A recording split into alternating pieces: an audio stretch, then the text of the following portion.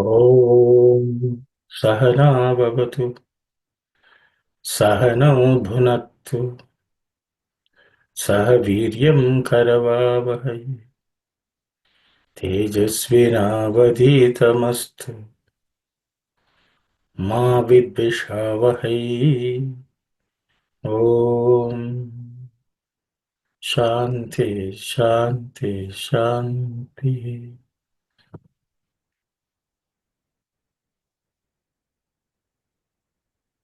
Sairam everyone. Just to recollect where we are in the Narada Bhakti Sutras, we are almost at the end of the Narada Bhakti Sutras. We have almost nearly covered close to 80 sutras. This is the last section of the Narada Bhakti Sutra where the qualities of a devotee are mentioned. And the last couple of sutras which were studied by us talk about how a devotee would be living in this world, how they will be dealing with various aspects. So it's not only the quality of a devotee, what the devotee thinks is the most important and non-negotiable, that they have to do these things, so they should live in this manner. That's what we are studying. So now we will continue uh, with 3 sutras today. I think about 7 sutras are left. So we'll do 3 today and maybe 2 next week, and the following week 2. With that, it will come to an end, our attempt to study. So with those words, let me start to go further.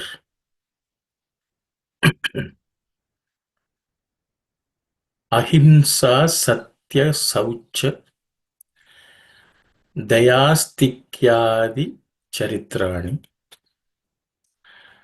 Paripalaniyani.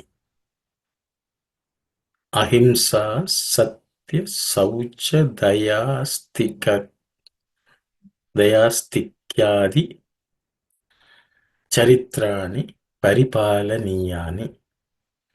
Ahimsa Satya Saucha Dayastikyadi Charitrani Paripalaniyani. It's a rather long word, the first word. In terms of pronunciation, there are no aspirated consonants in any of the 2 words which you're seeing. One is, for the first one, is a large compound word. So it should not be difficult in terms of pronunciation of a letter, but because it's a longer one, if you know each individual words, you will be able to read it rather easily, I would say. Let's look at the word split and any sandhis in this sutra.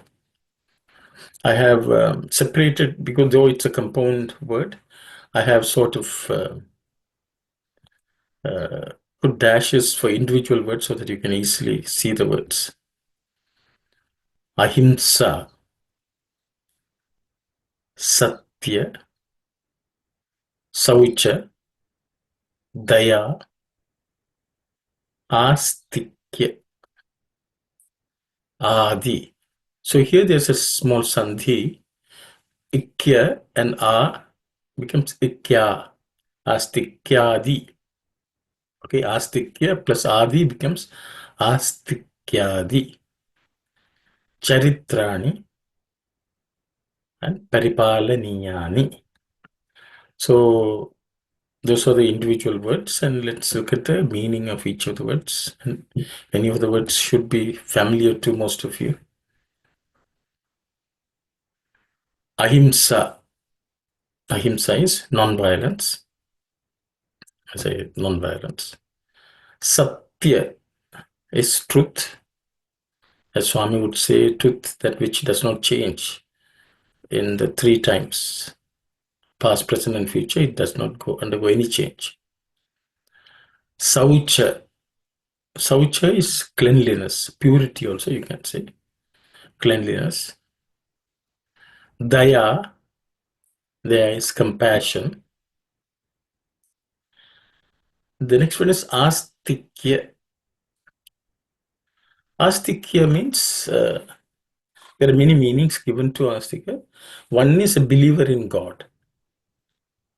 Astika means one who knows God is asti, who believes in the existence of God. Astika is one. There are also another school of thought which says astika means one who has faith in the Vedas, who takes the Vedas as the pramana or as the proof of divinity. So there are two schools of thoughts, I would say. But ultimately, it all relates to divinity, faith in the divinity of God. Astikya. So astika means one who is like that. Astikya means that quality of that faith. Quality of having faith in God is astikya. Adi, in English, etc. In Tamil, we can say mudaliyana, means it's starting from something. Adi means the first. Adi means starting from these qualities. I mean, there are many other virtues or qualities. Okay. Charitrani. Charitrani means it's charitra means you can say it's a story or whatever, and so on. But it means the practice also. Chara means to move. The word chara means to move or walk. Charitrani means one who protects the movement. Charitra is that which protects the movement, means how we conduct ourselves, what we practice in our life. That's also charitra. So generally, charitra, as when we say it's a story, means it tells how people walked the path, how people practiced, how they conducted. That is charitra. Charitrani means plural here. It's charitram and charitrani. So we can say one who conduct or practices of all these ahimsa, satya, saucha, daya, astikya, etc. Paripalaniyani is the next word. Paripalaniyani. Palana means to protect or cultivate and protect, you can say. Nurture also is another meaning. Paripalana means in every way possible, in the best way possible, every way possible. Paripalaniyani means these, whatever we have discussed, whatever all the qualities, have to be always cultivated and protected. So we can ask ourselves how to protect. We have to protect those in us, in our mind. These qualities have to be protected. So this is the way a devotee is. A devotee is one who protects all these virtuous qualities within them. And through that, they are also protecting it in the world. So this is a quality of a devotee. So that's what Narada says. So let's listen to some of what Swami has spoken about. So let's read some excerpts.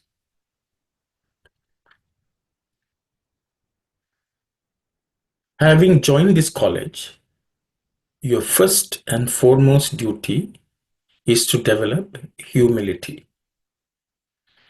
You must know that in our college, education is only a ruse. Your real mission is to develop an impeccable character and integrity whereby your parents and the society become proud. Our college is not run on business or commercial principles. In order to stand as ideal precursors to orderly society and as epitome of virtues, you must cultivate the art of life. This art is the crown of all arts. What is this art of ideal life? It means a life replete with cardinal virtues, namely truth, righteousness, peace, love, and non-violence. These are our very life breath.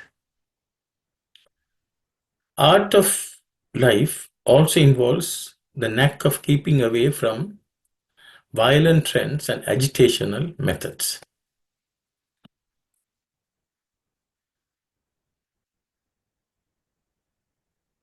As students, you must know how to utilize the resources available and how to avoid negative sources of information or advice from evil company.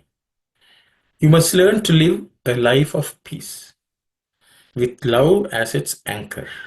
Today, we had inaugurated the B.Ed College with a view to develop women into capable teachers of values. You should always keep in mind that society is focusing its attention on you and people are critically appraising your conduct.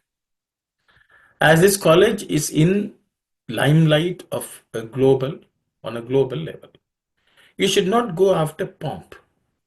You must follow your pure conscience at all times. And you need not be afraid of anything or anybody in doing good deeds. You will have fear only when you are on the wrong path. So as we can see, Swami is also highlighting the need for importance of cultivating good qualities.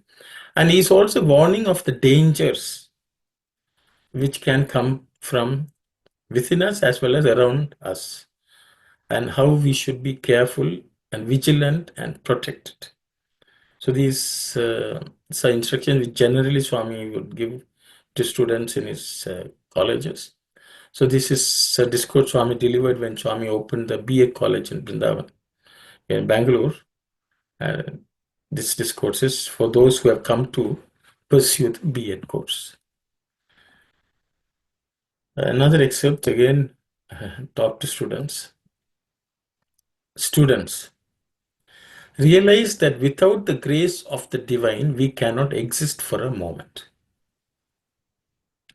Cultivate good qualities and strive for the promotion of dharma in the world. This will give you more enduring happiness than the acquisition of perishable worldly things. Once, the sage Markandeya asked the goddess of dharma why she was leaving the earth. She smiled and replied, I have no place in a land where wickedness prevails and there's no truth or righteousness. Education consists in cultivating the following 6 qualities: good thoughts, good actions, adherence to truth, devotion, discipline, and discharge of one's duties. When you have acquired the friendship of these 6 virtues, your life will become purposeful and satisfying. Students, concentrate on your studies from the beginning of the academic year itself and develop discipline and right habits so that you may make the best use of your opportunities in the institute. Teachers should not consider that they are teaching for the sake of emoluments, and students should not consider their studies as primarily for the purpose of getting a job. Education must develop in you self-reliance and prepare you for all the challenges of life. With faith in God and leading a righteous life, you must become true citizens of Bharat. The discipline and regulations you observe now will stand you in good stead all your life. Prepare yourself to serve society and thereby propitiate God, whose grace is a great benediction than all the gains from the world. So this discourse Swami gave on 16th of June 1983. So at the beginning of the academic year. So every academic year, Swami used to give a talk to the students, and so he's stressing on the importance of developing and cultivating and protecting good qualities, faith in God, and all the qualities which was mentioned in the Narada Bhakti Sutra is covered by Swami in this. I have one more excerpt. In the Gita, Lord Krishna declared, Mamaivamsho Jivaloke Jivabhuta Sanatanaha. The eternal Atma in every human being is a part of my being. Hence, the divine love is present in every individual. But the human being, unable to realize the truth that love is present within himself, thinks that it is something separate or different from him, and undertakes long journeys searching for love. Know that the divine is not different from you. Sarvata Panipadam Tat Sarvatokshi Shiromukam. The omnipresent Brahma has his hands, feet, eyes, and mouth everywhere. To have a vision of God who is omnipresent, you have to make certain inquiries. The Vedas proclaim that Brahman is all pervasive. Ishvara Sarva Bhutanam. The divine is immanent in every being. Man should cultivate good qualities if he wants to realize the truth of these statements. Without such qualities, man cannot realize even a fraction of the truth of the statement, Sarvam Khalvidam Brahma. Verily, all this is Brahman. Through good qualities only, one can recognize the divine, who is omnipresent. Cultivating good qualities is a basic tenet of devotion. Cultivation of virtues, the right attitude, adherence to truth, discipline, and sense of duty are signs of devotion. Only those who develop these qualities can be called devotees. Our foremost task is to cultivate sadgunas, good qualities. The Sanskrit word sat stands for eternity, which is called being. What are these qualities? They are attributelessness, purity, steadfastness, and enlightenment. Man should cultivate good qualities. If he wants to realize that it is not easy, it is not an easy task to acquire all these qualities. I will read it again. Man should cultivate good qualities if he wants to realize, I think there's some mistake, that it is not an easy task to acquire all these qualities. However, there is one way out. As all the virtues are embedded in pure, selfless, divine love, if you develop love, all the virtues will manifest in you. The true nature of love should be cultivated to experience the divinity latent in you. So, Swami is telling us why it is essential to cultivate good qualities, because without that, we cannot experience divinity anywhere or everywhere. And he's also giving us the a tip, a clue as to how to cultivate these qualities. And he says only by developing love in us that we'll be able to experience.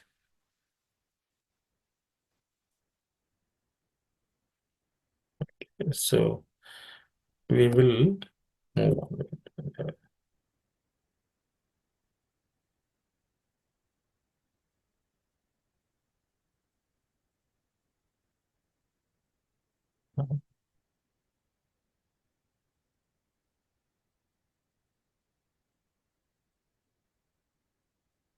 Okay, Saira Mani Aunty, please go ahead. In the last page, there was one attributelessness. That's attributelessness. What does it mean? Attributelessness. In this page? The previous, just here, they are attributelessness, purity, steadfastness, and enlightenment. I think it's a translation issue. I think it's it may not be having any of the gunas is what I would understand. Okay. So one has to go beyond the three gunas. And that's beyond three gunas. And one more thing, charitram. Charitram can be translated as character. Yeah, thank you. Thank you. Saira. Thank you. Yeah, as our Swami has said, how we live, every habit which we form is a character. Builds the character in us. So the character is it's a glory also, I think, Swami. Charityam. Ahimsa, daya, truth. These are all makes a person. It develops his character. Thank you, Auntie. Thank you. Saira. Saira.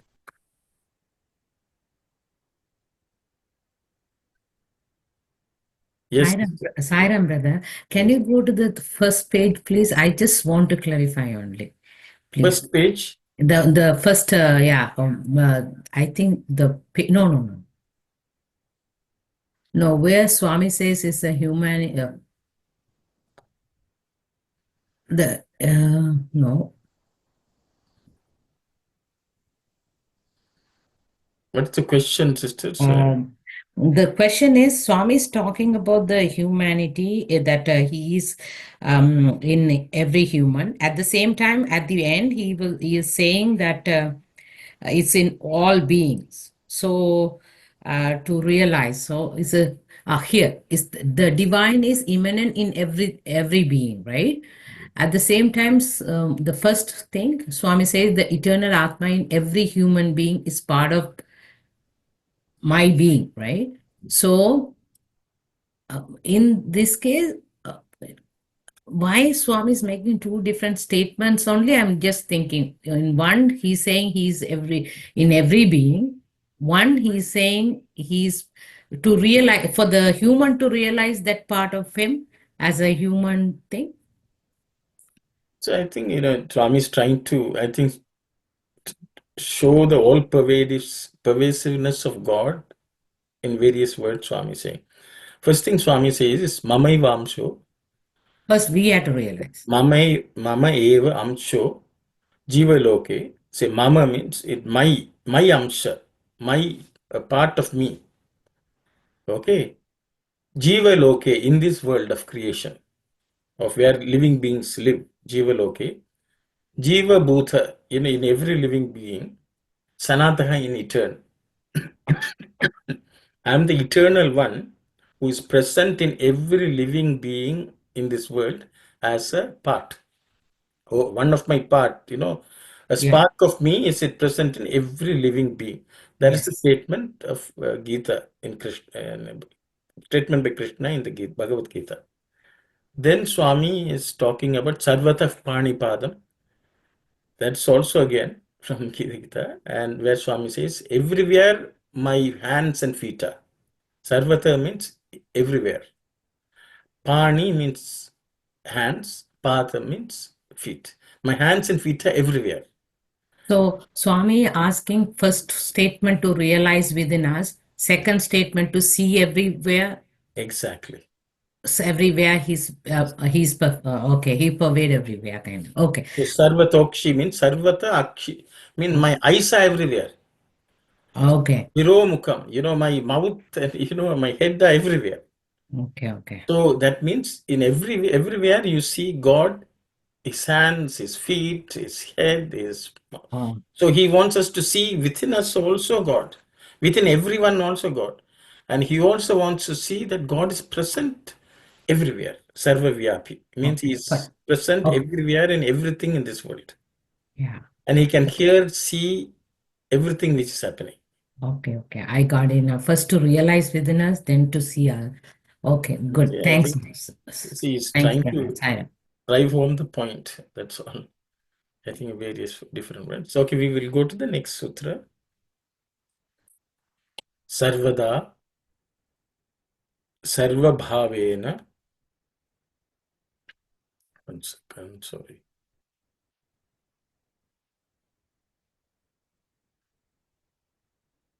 Sarvada Sarvabhavena Nischintair Bhagavaneva Bhajaniyah. Sarvada Sarvabhavena Nischintair Bhagavaneva Bhajaniyah. Sarvada Sarvabhavena Nischintair Bhagavaneva Bhajaniyah. So in this, first let's look at any pronunciation aspects which we have to pay attention to. Sarvada is all unaspirated consonants. The next word, Sarva Bhavena. Bhava, the word Bha is actually aspirated. It's a fourth letter in the per vargo, per class of consonants. So it has to be aspirated. Nischintai, Bha again, Bhagavan. The same Bha appears here, so it has to be aspirated. The last word is Bhajaniya. Again, Bha has to be aspirated. So Sarvada, Sarva Bhavena, Nischintair, Bhagavaneva, Bhajaniya. Let's look at Sandhi related changes. Sarvada, there are no changes related to Sandhi. Sarva Bhavena, same. Nischintair Bhagavaneva, it's made of three words. Nischintaihi Bhagavan Eva. The Nischintaihi, the Visarga becomes Ir. So that's how you get Nischintair Bhagavan. Nischintair Bhagavan. Because the Visarga has become Ir. Bhagavan and Eva becomes Bhagavaneva. In plus A becomes Ne. So Bhagavaneva. So that's how you get Nischintair Bhagavaneva. Those are the two major Sandhi changes in this word. Bhajaniya is a separate word, no changes due to any Sandhi. Let's look at the meaning of the word. Sarvada.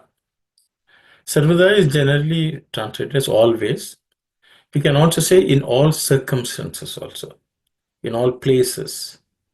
So the word Sarvada has multiple meanings. Okay, in all circumstances is a good way to put it, I would say. Sarva Bhavena.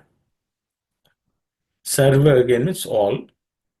Bhavena is third vibhakti or third noun form of the word bhava. So bhavena means with feelings or through feeling is bhavena. Sarva bhavena means all feelings. You can see, so generally then bhavena means it shouldn't it become a plural ending, but sarva bhavena means considering everything. Also you can see a bhava which takes into consideration everything. Okay. So now, I think already God, Swami has said, God is everywhere. Okay. So with that feeling, okay, with all, but I have given the word all feelings, with the feeling that which concludes everything is sarva bhava. Okay. Nischintaihi. Chintaihi means, again, we are coming to third vibhakti, chinta. Chinta means, chintaihi is the third noun form of the word chinta. Chinta means worry. Generally, it's worry. So chintaihi means, nischinta means no worries. With the ability of having no worries at all times, with all the feelings, with no worries. Okay, with no worries. Bhagavan means God. Eva, alone. bhajaniya, should be worshipped. So that means when we are worshipping the Lord also, we should not have any worry. And generally, when we have worry only, we have devotion. But the real devotee is one who has no worries. He only thinks of the Lord without any worry. Then we will say, then we can't have devotion. Only when we have problems, we have devotion. But sarvada sarvabhavena nischintaihi.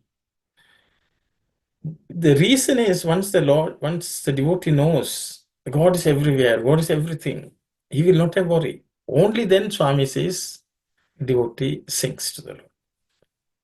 So I thought it's very nice, Narada is pointing out.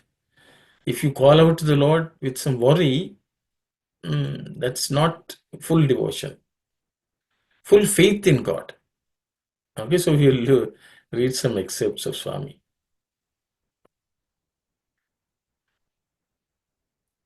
Embodiments of love. The Vedas, the very source of all spiritual principles, have been enlightening the whole world from ancient days from this holy land of Bharat. They are the very forms of God. Divinity pervades everything, living and non-living. Anoraniyan Mahato Mahiyan. From the microcosm to the macrocosm, the entire universe is pervaded by divinity. The Vishwa cosmos is the form of divinity. From dawn to dusk, you experience this form of the divine and yet fail to realize this fact. All that your eyes see are forms of the divine. All the sounds you hear are similarly pervaded by divinity. Even the thoughts in your mind are the forms of the divine. The bliss that emanates from the heart is also divine. When everything that is seen, heard, experienced, and enjoyed is divine, how foolish is it to search for God elsewhere? You are seeking God in the form of the world. You are seeing God in the form of the world every moment. Since you lack divine feelings, you see God as the world instead of seeing the world as God. Once you understand that,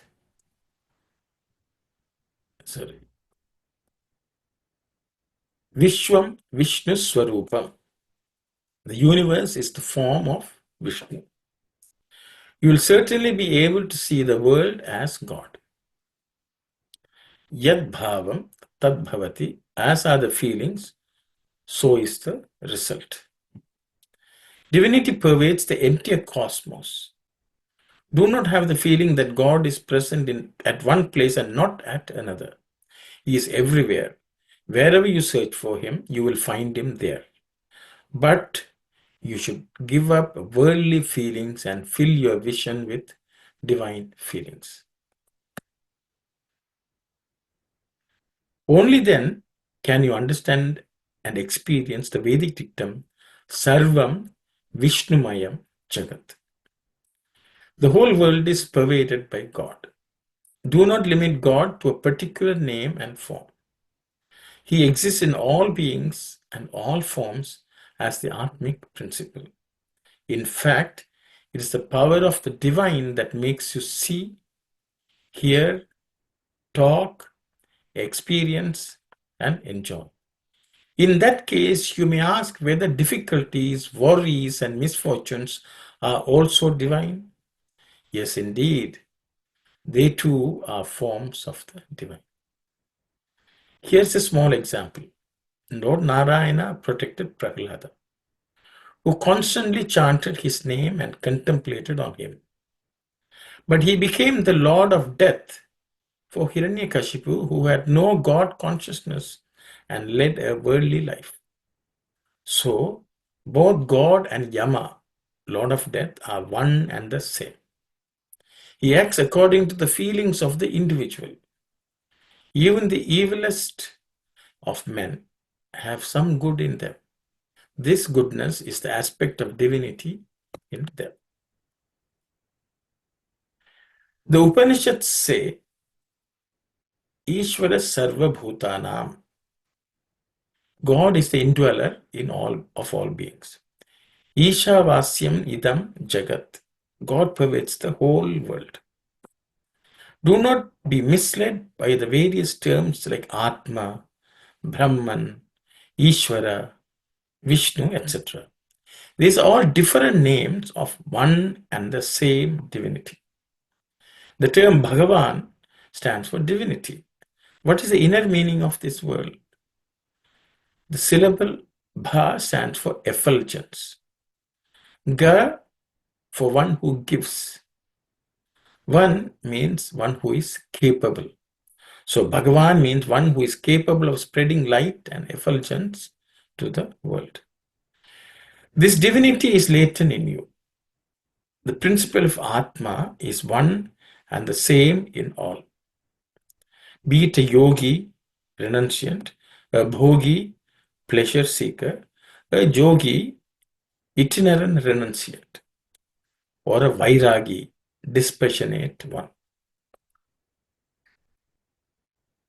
It is present in theists and also in atheists. Forgetting this all-pervasive divinity, you undertake various spiritual practices, limiting divinity to a particular name of your individual preference. Spiritual practices should confer the awareness that divinity is all-pervasive. Just as fire is needed till the rice is cooked, so also the spiritual practices are needed until you realize the innate divinity. Even if you sow seeds, you cannot expect the crop if there is no rain. Even when there is rain, you cannot expect the crop if you do not sow seeds. Likewise, both human effort and divine grace are needed to achieve success in any endeavor. Though butter is present in the milk, one cannot see it unless one makes it into curd and churns it. Likewise, though divinity is all-pervasive, one cannot experience it unless one makes appropriate efforts. Human effort can be compared to the process of churning. Once the butter is separated from the curd by churning, it will not get mixed with it again. If you partake of the churned butter, your entire being experiences it. Likewise, you will become one with divinity once you experience it. Before partaking food, you offer it to God by chanting the following shloka from the Bhagavad Gita. Brahmarpanam Brahmahavir Brahmagnau Brahmanahutam Brahmaiva Tena Gantavyam Brahmakarma Samadhina. Where is Brahman? He is very much present in you. That is why you get the reply immediately from within. Aham Vaishwanaro Bhutva Praninam Deham Ashritaha Pranapana Samayuktaha Pachamyannam Chaturvidham. God is present in you in the form of Vaishwanara. He digests the food that you partake of and distributes the essence to all parts of the body. God, who is present within, is called Vaishwanara, and the all-pervasive divinity is known as Vishnu. Devotees attribute different names and forms to God on the basis of their feelings, but God is one. Worship Him with the feeling that He is not separate from you. He is in you. He is the embodiment of love. He will manifest from within only when you develop pure and selfless love.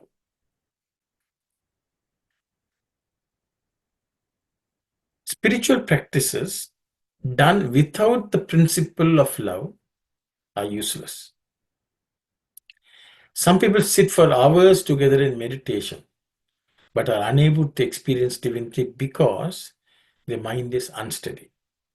Instead of wasting time in this manner, better to do some useful work. God is the embodiment of time, so do not waste time. Sarvada, sarvakaleshu, sarvatra harichintanam. Think of God at all places, at all times, under all circumstances. Pure and selfless love is the only way to attain divinity. Fulfillment of worldly desires will confer only temporary happiness. So, put a check on your desires. Your goal is permanent and eternal happiness. It is within you and can be attained only through love. Every cell in your body contains the details of your whole being. In fact, every cell in your body holds your whole form. There are billions of cells in your body. While your form is immanent in each cell and each limb in the microcosm, your body is your own macrocosmic form. In the same manner, each one of you is the cosmic divine form, Vishwa Virat Swarupa. You must make efforts to fully appreciate this reality. You go to a village to see your friend, but you do not know the address. How can you expect to meet him unless you know his correct address? Here's another example. Many people have gathered here now. You want to meet a particular boy. You say that he's wearing a bush coat, a pant, and has got a good hairstyle. But this information is not sufficient to trace the boy, because there may be many boys in this crowd who fit this description. Instead, if you announce his name, say Ramakrishna from the stage, immediately he will get up from the crowd. It's the name that leads you to the form. That is why the ancient sages and seers started Namachintana, continuous contemplation of the divine name, to have the vision of God. They undertook various spiritual practices with total devotion and earnestness. Do not dismiss this effort as meaningless. So, Swami is again going back. I will just go back to the sutra. Swami has covered everything. Whatever. Sarvada sarvabhavena nischintair bhagavaneva bhajaniya. At all times, at all circumstances, without any worry, with all feelings, God should be worshipped or prayed or sung to. So Swami has covered how we can develop this ability of nischinta, not having any worry, when we realize God in everything, and also that why the name of God is important, to be able to draw it out wherever God is. And Swami also has stressed on the need for good qualities for us to be able to achieve this. So Swami has covered the previous sutra also in somewhat in this discourse excerpt. We will go to the next sutra for today. Sankirtyamanaha shigrameva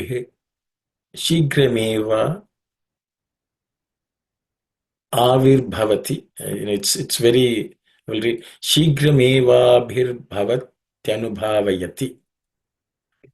Shigrameva virbhavatyanubhavayati. Bhaktan. Sankirtyamanaha shigrameva virbhavatyanubhavayati. Bhaktan. Sankirtyamanaha shigrameva bhirbhavatyanubhavayati. Bhaktan.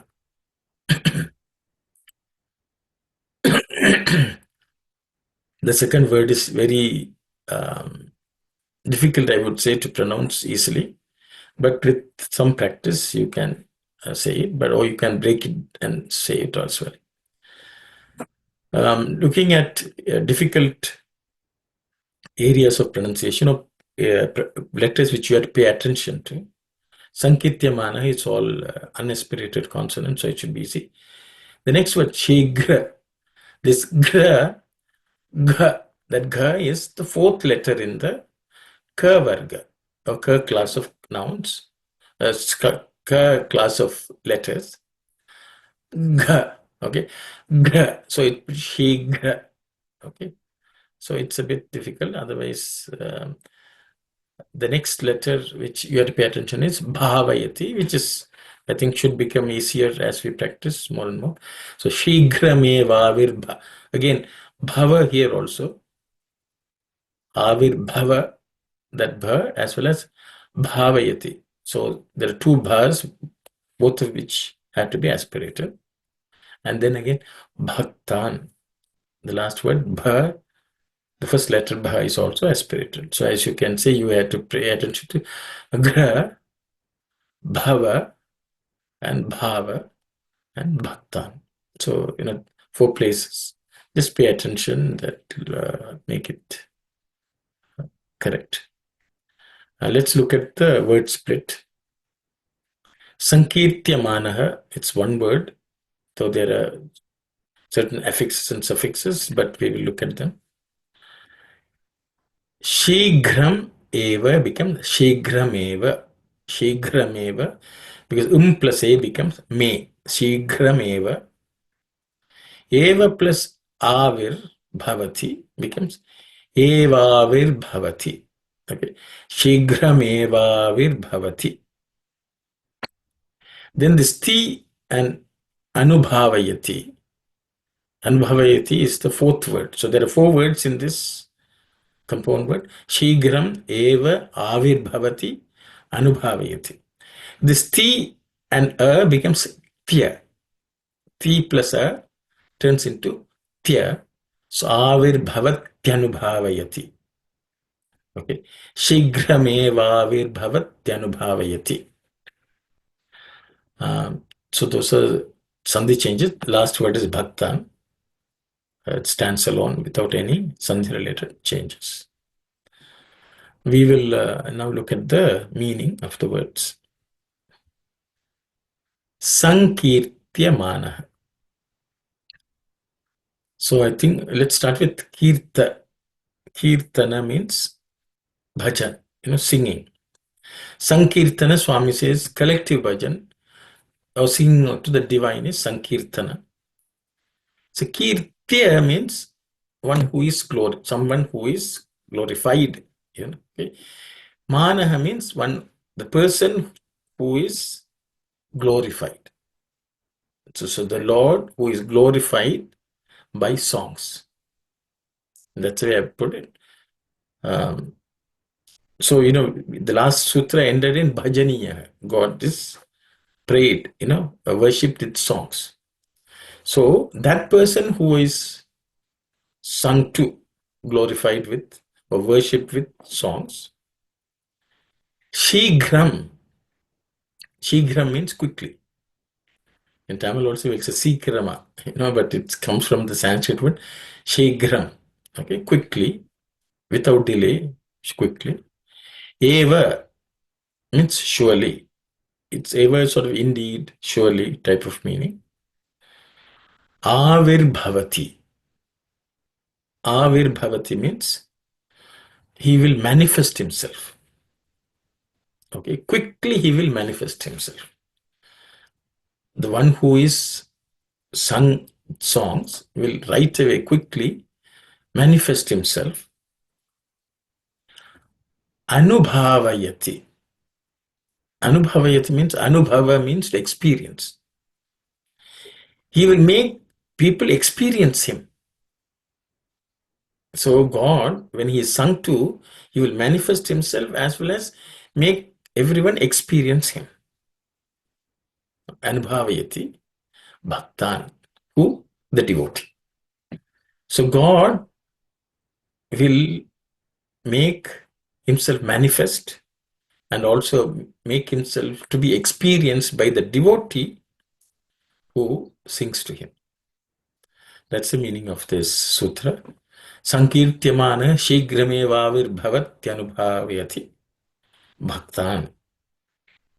Okay. So God, once we sing to him, the way the previous sutra talks, that at all times, at all circumstances, without any worry, with all our feelings, if we sing to him, right away he will manifest himself and make us experience him without any delay quickly.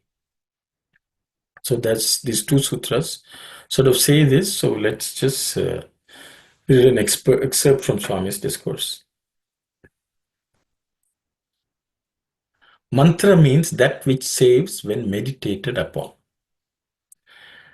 The name of God, any one of his countless ones, can serve the purpose. The name is like the God, I don't know if I'm pronouncing right or not, that can tame the elephant in a rut and make him bend his knees and lift the log onto his tucks. So, this is what the Mahout, elephant keeper, will use to stop even a wild elephant. Arjuna entered the battlefield fully equipped and fanatically determined to destroy his enemies. But when he stood between the serried ranks in his chariot driven by Lord Krishna, he saw my teachers, my grandfather, my kinsmen, my cousins. And he was moved so much by the sense of I and mine that he discarded the bow and desired to return, poor and beaten. He said that he would rather put on the ochre robe and beg for his livelihood than sit on a throne won by bloodshed. The I that has really nothing to do with earthly possessions deludes him and makes him identify himself with the things that are not really relevant.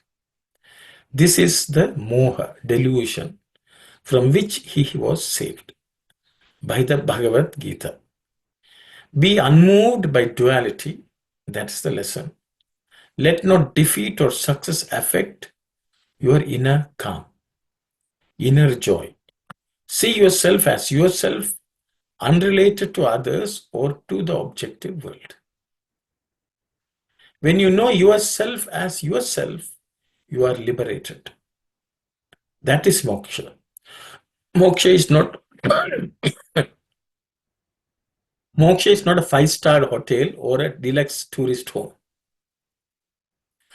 It is just the awareness of your reality and the rejection of all contrary conceptions. You can recognize yourself quickly and clearly if you purify your heart by mantra or by the singing of the glory of God. Both will grant you the boon. Song has been the refrain of the Vedas, the skill of Saraswati, the goddess of the scriptures, the flute of Krishna, the pranava of the conch of Vishnu, the drumbeat of the damaru of Shiva.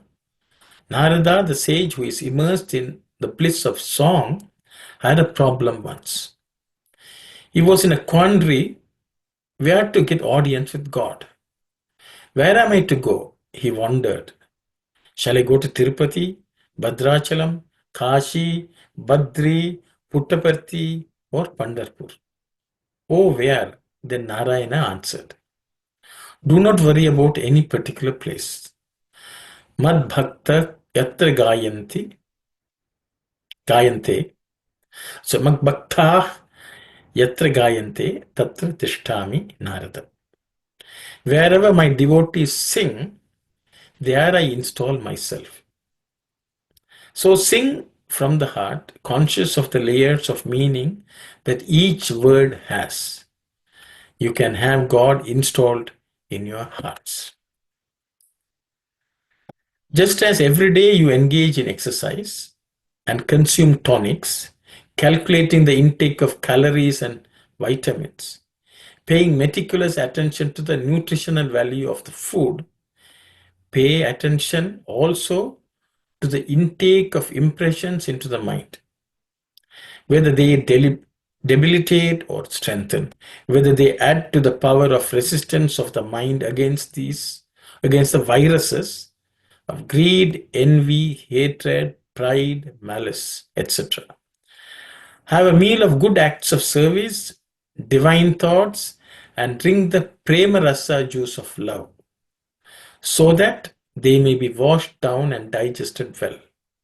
Then you can be shining in mental health, happiness, and wholesomeness. So Swami is telling, how through mantra devotion, we can realize that God is within and He will right away manifest Himself in us. And we do not have to search everywhere. So the devotee who sings like that, thinks of God without any worry at all times and all circumstances, will have shigrameva, quickly. God will manifest avirbhavati and anubhavayati. He will also make you experience. I think all of us get some glimpses of this experience at times, but Swami wants us to cultivate a continuous experience at all times in all circumstances. So this is the sutra of the last sutra which we have taken up for study.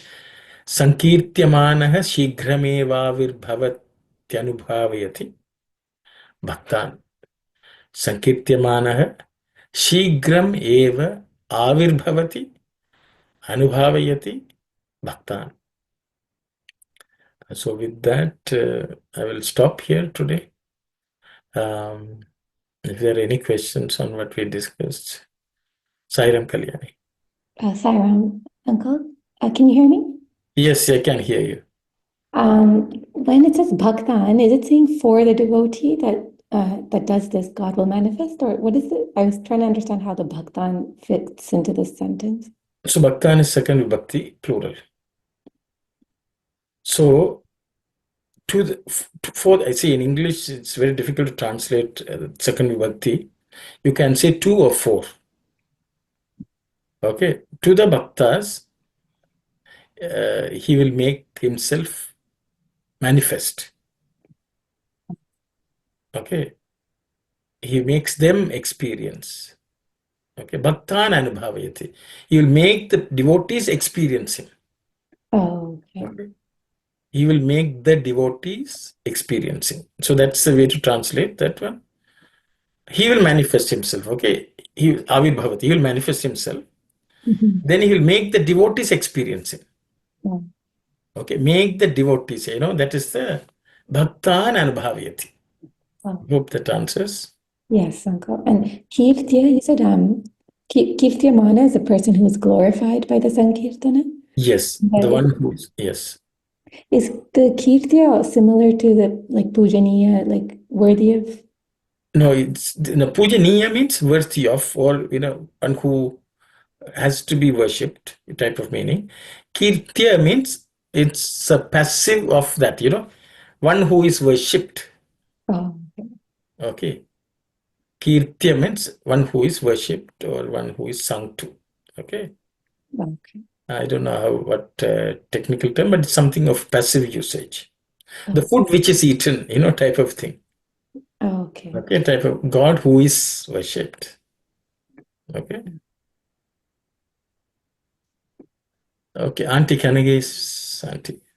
Sai Ramaruno, this is nothing to do with this. My brother had come for the Manipai Sai School speech, and he said your speech was very good.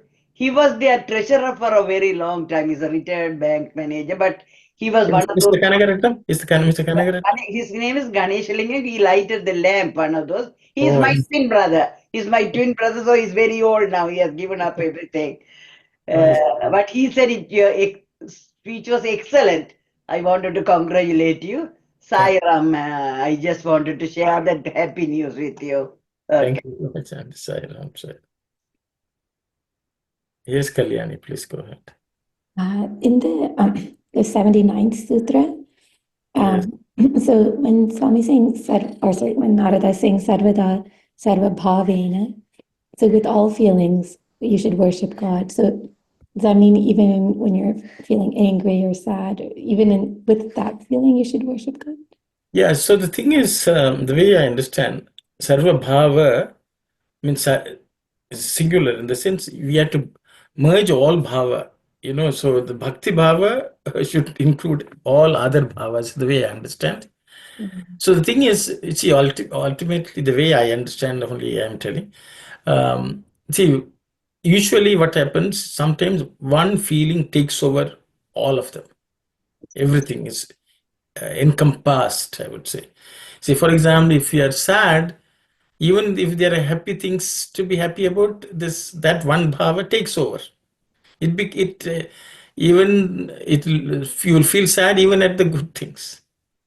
So bhava which engulfs everything else is sarva bhava, means all encompassing feeling. So the thing is, the devotion is a bhava which should encompass every feeling which we have, is the way I understand.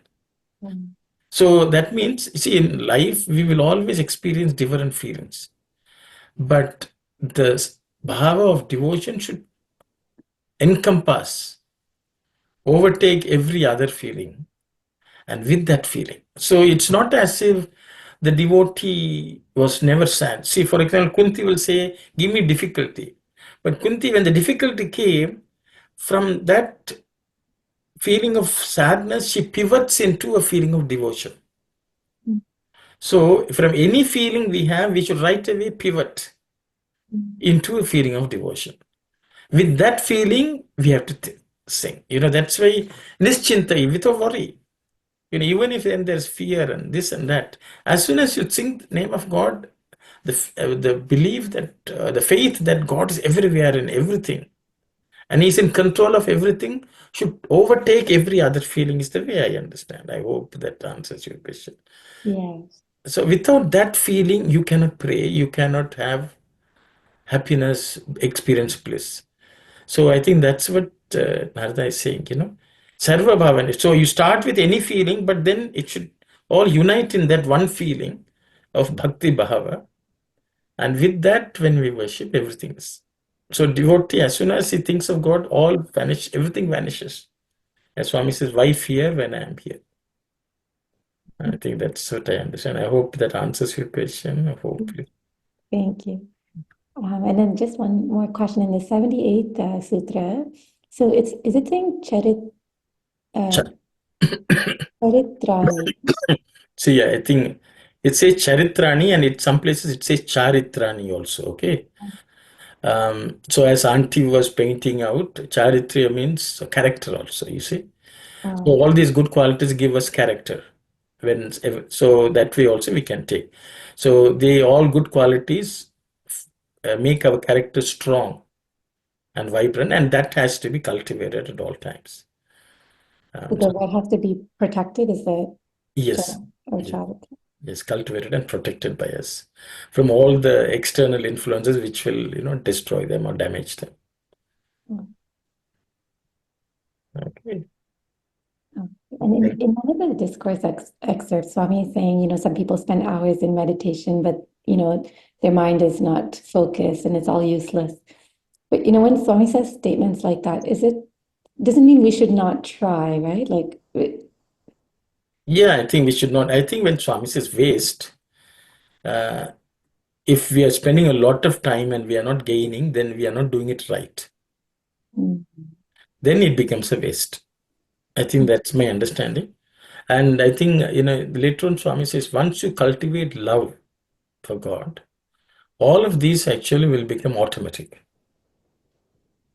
Because when we lack love for God, how much ever you try to think of Him, your mind will be distracted. So Bhakta has the advantage of just loving God so much that nothing else can distract him. Okay, so I think that to emphasize on the point of love for God, Swami is saying, when we are not, there's no point if something we are doing and we are not successful, continuing to do that in the same way we have been doing will not help.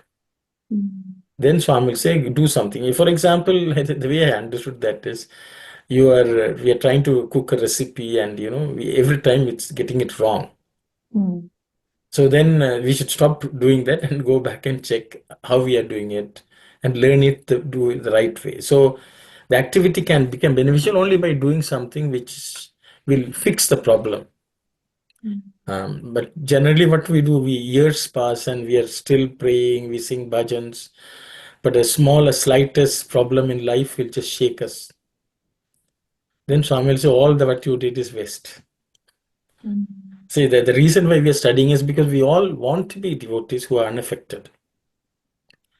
So if we are unaffected, then something we are doing is not right. We have to fix it.